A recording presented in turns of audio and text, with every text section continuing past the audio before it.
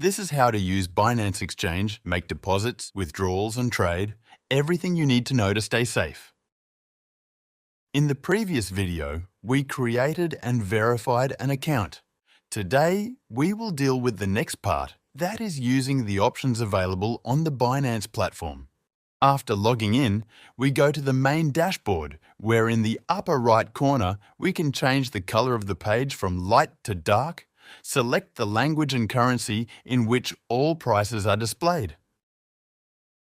Going to the security option, we can see a summary of the 4 main security options. Currently, I have 3 of them configured. A very important option is two-step verification using an additional application, the so-called 2FA, because such security protects us against unauthorized access by outsiders. You will learn how to install and configure such an application from a separate recording. Below is the anti-phishing code. It is a code that will always be included in the correspondence coming from the exchange.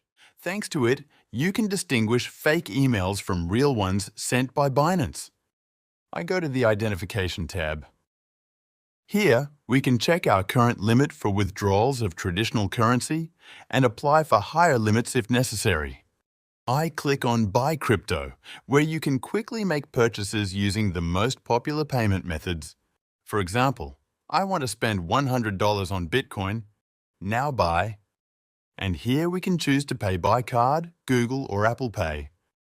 The next tab is Markets, where you will find information about many projects sorted into various categories.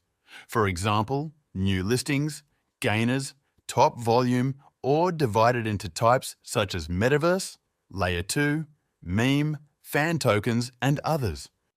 Going to the More tab, we can find further functions. One of them is the Launchpad.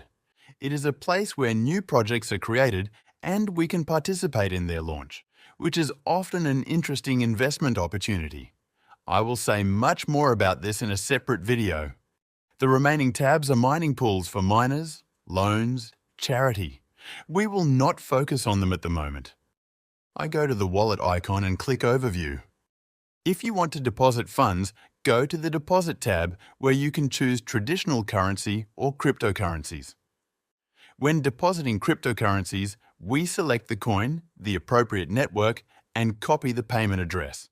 There's nothing particularly difficult here as long as you choose the right network and copy the deposit address well.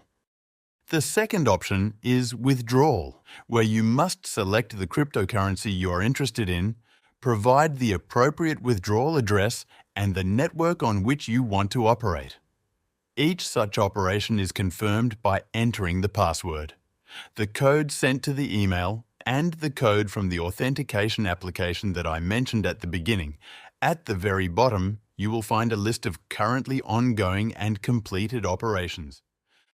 Next, using the Send function, we can send funds to any Binance Exchange user without paying a commission.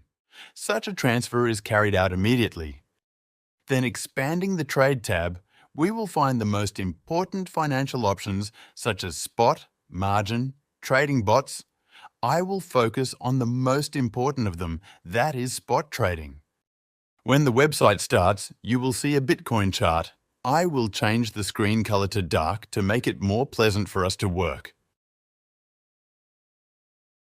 In the top line, you will see an information panel about a given currency pair. Further in red, we will find a list of sales orders. In green, we will find a list of purchase orders. This moving list is the most recently completed orders. There are both sold and bought transactions here. Right above them, you will find a list of all cryptocurrencies available for trading divided into different pairs.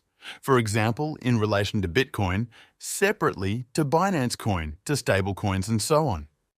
In the very center of the screen, you will find trading options. The first of them is Limit Order.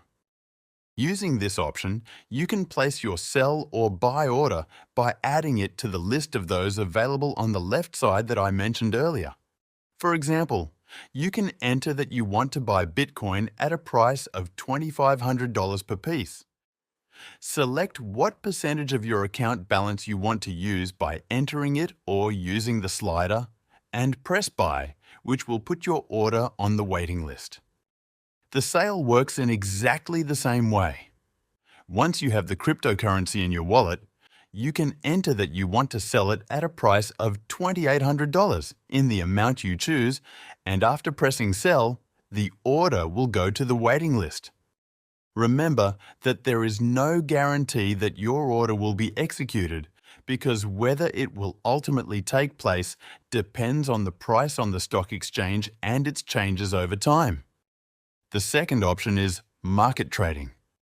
Using this function, we buy at the current stock price immediately. Our order is executed without waiting, and we also sell immediately at the current price without waiting. This option is intended for people who want to complete the transaction quickly. The last option is stop-loss orders. In other words, it is a conditional order, sell if or buy if. For example, if we see that the price is falling and we are afraid that it will fall further, we can enter that if the price drops to $2,600 per unit, then our cryptocurrencies will be put up for sale at a price of $2,500.